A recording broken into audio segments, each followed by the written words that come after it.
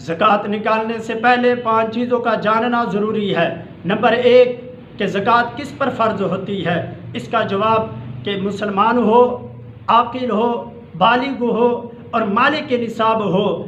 मालिक निसाब 2022 1443 हिजरी के मुताबिक 88,927 रुपये का होना ज़रूरी है। जिस भाई के पास 88,927 रुपये का मालिक हो। नंबर 2 किन अमवाल पर ज़कात फ़र्ज़ है। तो इस सवाल को समझने के लिए बेहतरीन आसान तरीका यह है कि इसकी 3 सूरतें बयान करते हैं। नंबर 1 नकदी कैश रखता हो या चेक हो उसके पास या प्राइस बॉन्ड वगैरह कोई भी चीज़ रखता है और उसकी कीमत अगर 88,927 तक पहुंचती है तो उस पर ज़कात फ़र्ज़ होगी। नंबर 2 सोना और चांदी, वो चाहे किसी भी सूरत में हो, किसी भी हायत में हो, किसी भी शक्ल में हो। मिसाल के तौर पे वो इस्तेमाल में है या इस्तेमाल में नहीं है, चांदी इस्तेमाल में है या सोना इस्तेमाल में है या वैसे घर में रखा हुआ है फ़रोख्त के लिए फ़रोख्त में है, तो लिहाजा अगर ये सोना और चांदी निसाब तक पहुंचता है तो उस पर ज़कात फ़र्ज़ होगी। और नंबर 3 तिजारती वो साजो सामान अशिया, जो चीज़ें आपने फ़रोख्त की नीयत से ख़रीदी हैं, वो चाहे दुकान में हो, चाहे वो घर में हो, चाहे वो कोई प्लाट हो, कोई भी चीज़ हो, तिजारत की गर्ज से जो चीज़ ख़रीदी गई उस पर भी ज़कात फ़र्ज़ होगी। ये सवाल नंबर 2 की 3 सूरतें हैं। इसको आसान तरीके से मैंने ये समझाया। आइए सवाल नंबर 3 की तरफ बढ़ते हैं। सवाल नंबर 3 कि ज़कात कब फ़र्ज़ होती है, इसको जानना बहुत बड़ा अहम और ज़रूरी है। ज़कात कब फ़र्ज़ होती है कि मिसाल के तौर पे अगर किसी शख्स पे यकम रजब को ज़कात फ़र्ज़ हुई तो आइंदा साल भी यकम रजब को ही ज़कात फ़र्ज़ होगी। चाँद की तारीख़ का एतबार किया जाएगा, ना कि अंग्रेज़ी महीनों का एतबार नहीं किया जाएगा, बल्कि हर साल चाँद की तारीख़ का ही एतबार होगा। और जिस साल जिस चाँद की तारीख़ को ज़कात फ़र्ज़ होगी आइंदा साल भी उसी चाँद की तारीख़ को ज़कात फ़र्ज़ होगी। लिहाजा एक मसला ज़हन नशीन फरमा ले कि ज़कात में ताख़ीर करना जायज़ नहीं है। अगर आप रजब पे आप पे ज़कात फ़र्ज़ होती है तो फिर रजब पे ही आइंदा साल आप ज़कात निकालेंगे, रमज़ान शरीफ तक आप इंतज़ार नहीं करेंगे, ये जायज़ नहीं है। अल्लाह ताला कुरान में इरशाद फरमाता है फ़स्तबिकुल खैरात, कि नेकी के कामों में जल्दी करनी चाहिए।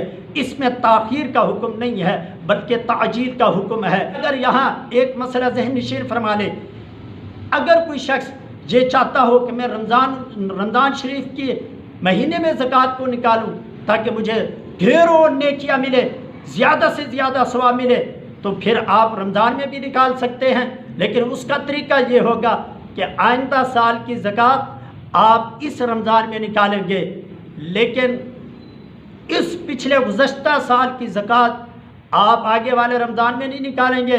जिस पे ज़कात रजब में फ़र्ज़ हुई वो रजब में ही निकालेगा। लेकिन आइंदा साल के लिए आप ज़कात रमज़ान मुबारक में निकाल सकते हैं। और फिर जब साल मुकम्मल होगा फिर आपने हिसाब लगाना है कि जितनी मैंने ज़कात निकाली थी क्या उतनी ही ज़कात बनती है। अगर उसी के बराबर बिल्कुल सेम वही पैसे आपने निकाले तो ज़कात अदा हो गई। अगर उसमें कोई कमी है तो फिर जितनी कमी है उसको आप पूरा करेंगे, उसको निकालेंगे। और अगर उसमें ज़्यादती हो गई, ज़्यादा पैसे निकल गए, तो वो आपकी तरफ से नफली सदका हो जाएगा और ज़कात आपकी अदा हो जाएगी। सवाल नंबर 4 कि ज़कात कितनी मिक़दार में निकालनी है, ये बहुत बड़ा अहम सवाल है। हर चीज़ में से 2.5% ज़कात निकालेंगे। जो भी पैसे होंगे, या सोना है या चांदी है, जितना भी है, अगर सोना है तो 7.5 तोले सोने का होना ज़रूरी है, अगर चांदी है तो 52.5 तोले चांदी का होना ज़रूरी है। या इसके साथ कोई भी और चीज़ को अटैच करेंगे, मिलाएंगे और फिर वो निसाब तक अगर पहुंचती है तो ज़कात फिर उससे निकाली जाएगी। 2.5% ज़कात निकालेंगे।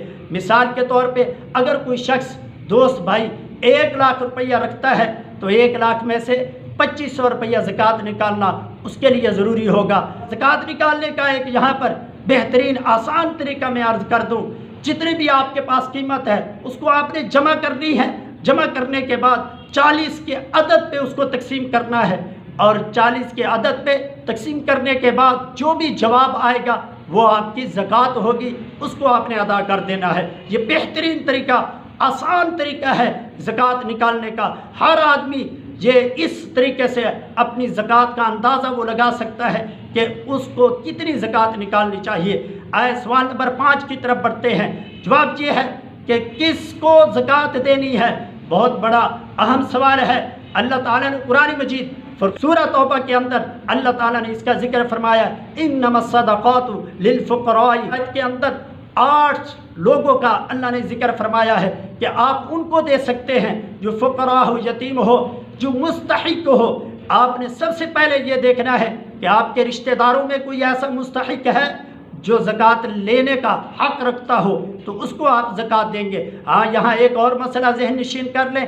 आप अपने दादा दादी और इसी तरह ऊपर के जितने भी आपके उसूल होंगे उनको ज़कात नहीं दे सकते, और इसी तरह आप अपने फ़रू को भी ज़कात नहीं दे सकते, यानी अपनी औलाद को, अपने बेटा बेटी नीचे की तरफ से जितने भी होंगे अफराद उनको आप ज़कात नहीं दे सकते। इसके अलावा और जो भी आपके रिश्तेदारों में मुस्तहिक है उनको आप ज़कात दे सकते हैं। और अगर फिर भी कोई मुस्तहिक ना मिले तो फिर एक बेहतरीन जगह है, एक बेहतरीन मरकज़ है। वो क्या है? वो हमारे अहले सुन्नत जमात के जो मदारिस हैं उनमें दें। उनमें दूर दराज के तलबा वहाँ मुकीम होते हैं, वो दीन सीखने के लिए आए होते हैं, इस्लाम सीखने के लिए आए होते हैं। उनकी भी मुआमलत होगी और दीन की भी मुआमलत होगी, इस्लाम की भी मुआमलत होगी, और उनका भी आपको सवाब मिलेगा। और जब वो तलबा वहाँ से इल्म हासिल करके जब आगे जाकर दीन फैलाएंगे, इस्लाम फैलाएंगे, तो फिर उसका भी आपको सवाब होगा। दोस्तों, इसलिए ये ज़कात को निकालने से पहले 5 चीज़ों का जानना ज़रूरी है। अल्लाह ताला हमें इल्म अमल की तौफ़ीक़ अता फरमाए।